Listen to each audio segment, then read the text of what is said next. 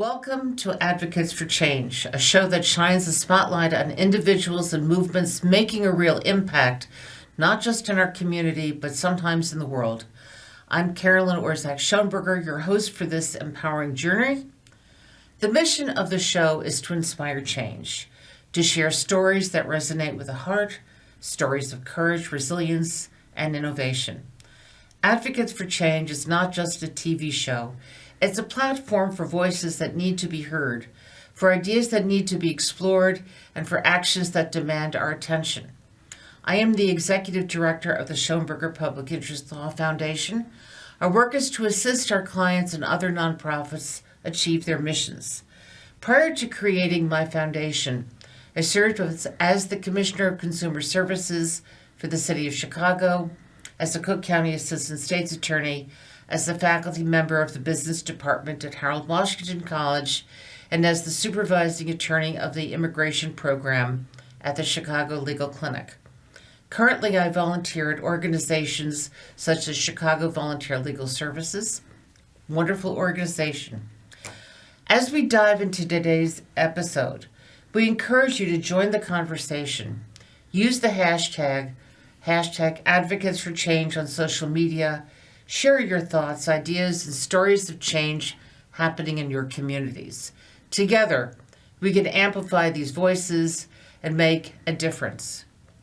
So I am thrilled today to have the Executive Director of the Little Village Community Council, Baltazar Enriquez, as my guest. Welcome. Thank you, Caroline, for having us. Well, it's a great honor, and I've worked with you and your organization on other projects.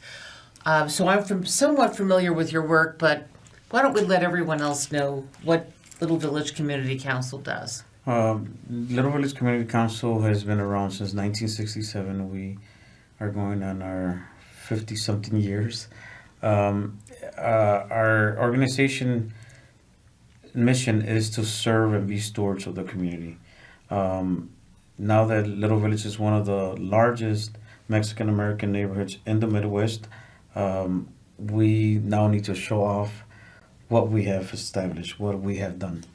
And in our neighborhood, you find 2 miles long of nothing but businesses, mom and pop businesses.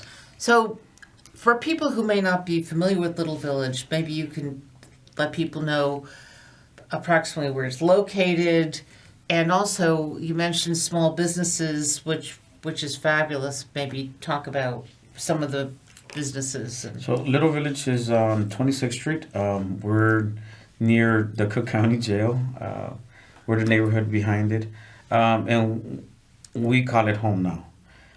In the early 80s, it started becoming a Mexican neighborhood. Now, like I said, it's one of the largest in the Midwest. And these businesses are tortilla places, bakeries, quinceañera dresses, restaurants, of course. They have the best tacos, I have to say. And we embellish that Mexican traditions, the culture, the music. And we're the neighborhood that has an arch at the entrance, just like in Mexico, giving you that big welcome. And in the neighborhood, you can find also street vendors. And the street vendors are the most favorite part of my my journey in 26th Street, right? Because one guy is selling corn, the other guy is selling sweet elotes. They're selling sweet potato, pork skins, agua de Jamaica. I'm getting hungry. All types of good snacks, right? And healthy snacks. And these vendors have opened their little businesses. And like Doña Blanca, who started selling hot dogs in a little cart, now she has her own business on 26 and Keeler. You want to stop by, it's called Las Delicias Hot Dogs. And, but she started small. And now she employs 5 people. She's feeding 5 families. And she has no education, but she has ambition. I've seen that, well, for one thing, that was sort of my own heritage in New York with family coming from Austria, from Poland, selling my grandfather sold shoes and became a doctor. Yeah. So, I mean, I've seen the way the Maxwell Street Market was famous for being a place like an incubator for people that wanted to start businesses. And it wasn't just food. Right. There was an art gallery in Lincoln Park that started by a vendor at the Maxwell Street Market. So this is the heartbeat, I think, of America. The fact that you can come here, start a business, and open an art gallery or a bakery. I think that's absolutely crucial. So the Little Village Council has a lot of programs. I know we're going to talk about environmental and a few others, but maybe you can shine a light on some of the other programs besides environmental, which I'm really anxious to talk about. Our other programs besides the environmental campaigns that we have going on are what we call immigration. People that are applying for immigration, we scan them, we review them, and then we refer them over to an organization that specializes on immigration issues, because a lot of the families don't know that there's a time and limitation for them to apply for asylum, to apply for a working permit, and that there's also rules to be followed. So we want to educate them first, because we don't want them to go to an attorney that's just going to take their money away. Or a notary. Or a notary, yes. So I mean, I'm not going to say anything bad about lawyers because I am one. But when I was in government, I really went after the notaries because now I think they call themselves paralegals. yeah, the famous notario in Spanish, the notary, they will fill out their forms, make mistakes, person will get denied. So we want to make sure that we refer them over to organizations like Latino Progresando. They know what they're doing, they know how the system works, and most likely you will get something done and something good will come out of when we refer them to organizations that we trust. Well, I know that one of the big issues are people coming in the border. People think that some of them may come in without documents, but most come in and ask for asylum, and under current laws, they're entitled to come in. They're given a court date, and they have to appear in court. And if they come up here and their court is in Los Angeles, yes, they either have to change the court date or go to California. Yes. And a lot of people are not aware of that. So, these asylum seekers, they come from a country where they've been oppressed. The government has oppressed them. They violated their rights. They're literally fearing for their lives. So they come to the border to ask for asylum. And again, they don't speak the language. They don't know the law. They don't understand the paperwork that they have to do. And they rely on organizations like ours, on organizations like the ones you volunteer, for them to let them know how the process works. And to do a change of venue for your appointment, it has a time limitation, right? If you don't do it within 30 days, you might be out of luck. So, if you don't file your asylum case within a certain amount of time, it's a problem. And now I understand that if you don't come in through the border, through customs, that you may have problems filing asylum later on. yes. And people are not aware of it. And some people are brought up here with a promise. And who's going after the traffickers? Right. I mean, that's my issue. The coyotes, we call them the coyotes, they promise you the glory, but give me the money. You give them the money, and then it turns into a nightmare. And that's what we've been seeing with asylum seekers, and also with residents that have been here for 20, 30 years, that have been waiting for their status to be approved. But, immigration is so tedious with people that have been here for 20, 30 years asking for a legal status, and they just haven't made a decision, or the case is just being, reviewed. That's what they'll tell you. And in some cases, they may be here for 20 years, but unless they have the right family member, they're not eligible. And I think we all can agree that the system has to be changed. The problem is to what? And my heart goes out to the people who have been here in different communities And I understand the frustration Right. that we have a temporary protected status for people from Venezuela who, if they pay, can get work authorization, and people who've been here for years can't. And so I understand the frustration. The issue, and we were talking about this, is they're here. Yeah. The So, people from Venezuela, from Ecuador, Guatemala, Ecuador. they're here. Peru. Well, you know, how you want to physically pick them up and put them on a bus and send them back? I mean, people need to have some empathy. Some of these people walk miles, cross 8 borders. In that journey, they've been beaten, kidnapped, raped, robbed, and some of them have died. And the trauma is there, right? So to say just send them back, it's not the answer, right? These people sacrificed their life to get here. And for us to be just cold-hearted and say send them back, no, that's not the answer, Well, right? it's a mess, and I hope that this can be worked out because, for one thing, just from a business point of view, having talked to businesses, educated people, helped them open businesses, the fact remains we need workers, Yes, ma'am. and so I don't understand. I want to go into the environmental justice situation. I know you've also been on the forefront of protecting your street vendors Yes. because there have been robberies, and we can touch on that. But I think again they need the help because they're out there, Right. and And a lot of our members, when they come to Little Village and it's their first time being in Chicago, they fall in love with Little Village, right? Because everybody speaks Spanish. It's very welcoming.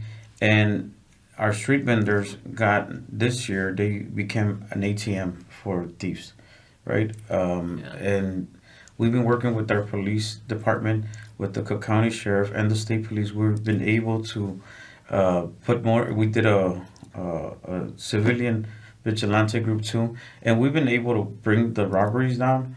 But at the end of the day, it's the state's attorney. The police have caught the aggressors, but the state's attorney lets them out within 72 well, hours. it's going to be very interesting to see what happens because we're going to have a new state's Yes, attorney, and we're hoping whether it's the retired judge or whether or not we just hope we're going to hope for the best. Yes, that's what we're. And I know that you're going to be in there saying, yes, let's go ahead and do something.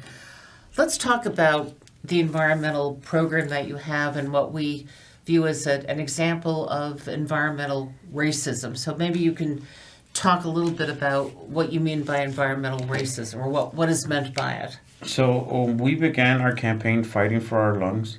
And it's funny that we called it fighting for our lungs because many of our members came to our office saying, hey, Baltazar, there's a lot of semi-trailers in the neighborhood and I'm getting a lot of asthma attacks. And so we did our campaign. We went door knocking. We found out that out of every 10 homes, 3 homes had asthma, COPD, or some type of pulmonary problem. And we then said, where are all these trailers coming from? So we then found out that there was too many warehouses being built in our neighborhood. The Super Target, Exchange 55, and many other warehouses. These warehouses bring up to 500 semi-trailers per day to our neighborhood, dumping biodiesel in the air, and the biodiesel doesn't leave, it stays in the air for quite some time, and that's why our kids are now having asthma attacks. Wasn't there also an explosion? Yes. Can you talk about that and the aftermath? So during COVID, we were told to stay home because of COVID, and we stood home. Some of us that were able to stay home, even though we were essential workers, we had to go to work. Little Village did not have the luxury to stay home. So the city decided then to approve this explosion of a chimney, a smokestack chimney that had thousands and thousands of particles and chemicals in it for years. They only alerted the community 3 days prior the explosion. So there was procedures to be followed, but they did not follow the procedures. Why? Because it's a minority neighborhood. Who cares? They're Mexicans, right? So the explosion happened, and people died because they breathed in the smoke that was in the air of these chemicals. They've been sitting for years in this chimney.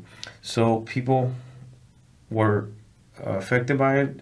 They died. Some people right now are having breathing problems. There's people now that we have to put ventilators for them, goodness. and they're not healthy. There is a lawsuit that we just won, $7 million, and we're helping people enroll in the lawsuit so they could get a little money.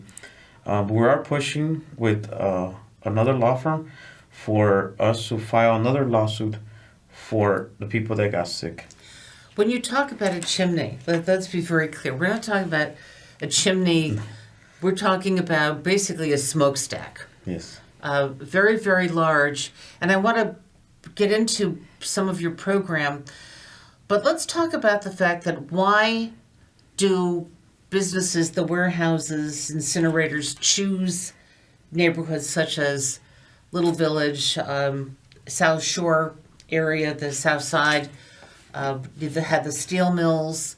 What are some of the factors? So, these big polluters, they have learned to move from the north side and pick the south side, especially in black and brown neighborhoods. Why? Because they could easily buy our alderman, they could easily buy our commissioner, and they're able to get in that form. So we asked our alderman. I think it's cheap too. I mean, It is cheap, yes, the land I is think cheap. that's a big issue. Until a court rules on the bribery, I don't want to accuse any alderman or commissioner of bribery. But they're able to come into our neighborhood without a fight. So we have learned that we have a railroad, and in this railroad they got industrial corridors, and we're right adjacent to the expressway. We're right next to that corridor, and we were asking for more green space. And instead of getting green space and parks, we got more industrial. And even though we're considered an environment justice neighborhood, we still get all these type of businesses coming to our neighborhood. We asked our alderman for a moratorium on warehouses. He said it can't be done. We asked them if they could stop semi-trailers from traveling down 26th Street. They said it can't be done. But then we went to Milwaukee Avenue. They don't allow it. We went to Lawrence Avenue. They don't allow it. Peterson Avenue. They don't allow semi-trailers. So we saw the environmental racism there. That they care for their lungs, but not for the South Side minority people, black and brown So people. the land is cheap. The resistance. We have a company that was just kicked out of Lincoln Park that was going to relocate on the South Side, and they got together and they're fighting. But the land is cheap. Possible workers are in the neighborhood. Believe me, I'm not trying to justify this. I'm just looking at some of the causes. But I think a lot of it, too, is that the neighborhood does not put up enough resistance. Right. Neighborhoods like Little Village, we're so busy with trying to stay afloat. Some families have mom and dad working 12-hour shifts. Some families are single mom, and she goes to work all day. So people are not educated. People don't know that they have rights. People they don't know that they have the right to kick out these polluters. But since we're so busy trying to stay afloat, we don't go to these meetings. We don't attend. We don't put up a fight because I'm so busy with just trying to stay afloat. I can see that, but I think the importance is to galvanize, and I know this is what what one of your missions is, to educate the community and get them involved. And now with Zoom, things have changed, Yes. and I have, when I do cases, and a lot of my cases are by Zoom, they're from all over the area. So it's, Zoom has become part of our life, whether or not people on their cell phones can get Zoom. Yes. And now everyone seems to have a cell phone. Right. It's they might as well just implant something into our arm, a cell phone. So again, maybe you can talk about the program that specifically deals with the lung issues, besides the fact that you hope to file a lawsuit on behalf of people who have suffered because of it. What are some of the proactive programs that you're doing? So right now our project is called Fighting for Our Lungs, and we're fighting for more green space in our neighborhood. On 33rd and Kedzie, there's a Torco oil plant that used to be there, and we're fighting to turn it into a sanctuary for the monarch butterfly, and for our communities to enjoy the river. We want to make sure that kids come out and play.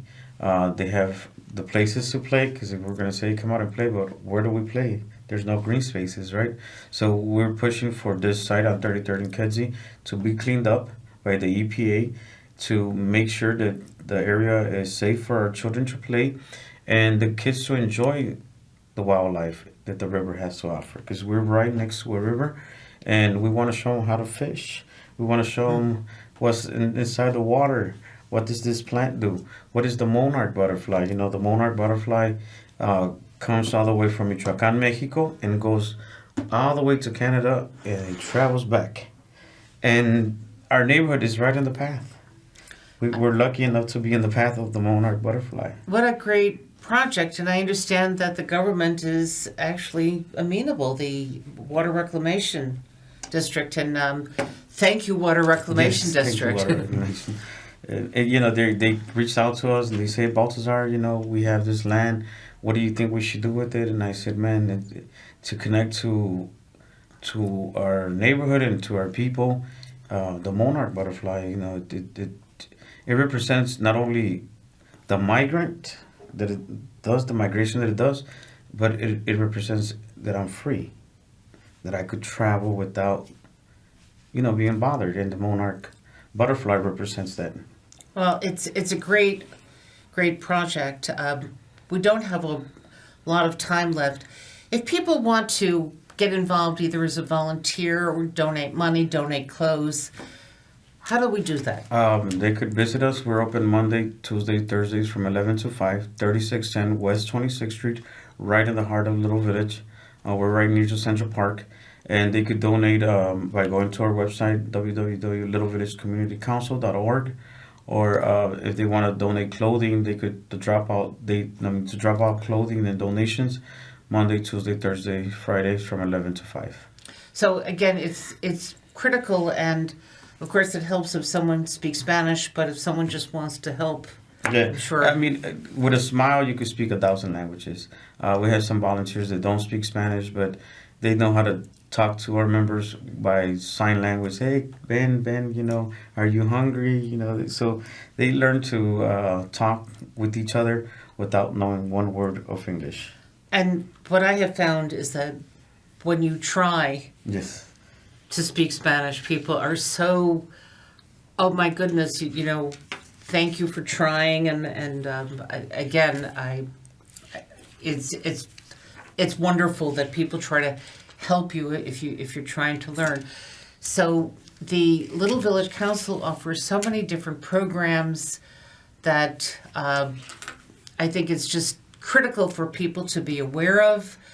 And if you could find a way to help out as a volunteer, to donate clothes or toys. You take toys too. Yes, we take toys, baby strollers, gently used luggages, because we give the clothing to the members in luggages instead of bags.